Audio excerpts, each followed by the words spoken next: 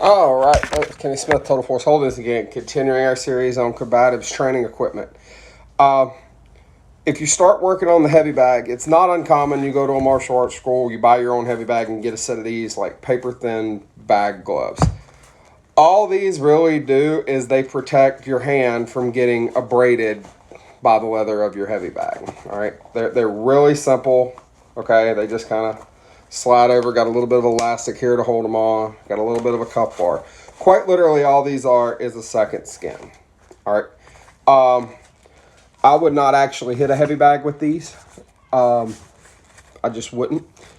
Now, like something like a Wave Master bag, the water-filled freestanding ones, that's one thing. But you hit that one with these right here, and you're probably going to go see a hand specialist. All right, because there's nothing to absorb the impact. Now, where these do come in handy is when you are conditioning your hands. Right, getting your hands used to take these knuckles areas used to taking force. All right, so if you're like me, I'm on a concrete floor out here where I train. Throw those on, knock out some push-ups on your knuckles. That'll go a long way. All right, to keep your hands from getting cut up, and you can put more time under tension on these areas. All right, if you're maybe working with like those square targets.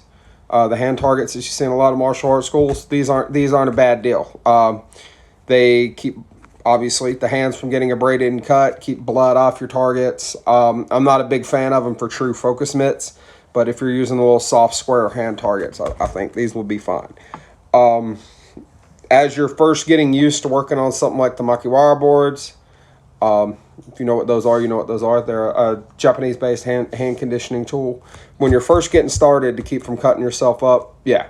Or as you start increasing what you're doing, it might not be a bad idea with those to keep, but you are eventually going to have to toughen these up and get them calloused so they don't cut open so easily. But you need to be able to build the bone and connective tissue structures before to adapt to the pressure of impact before you worry about conditioning the skin. All right, getting cut pales in comparison to a boxer's fracture, okay?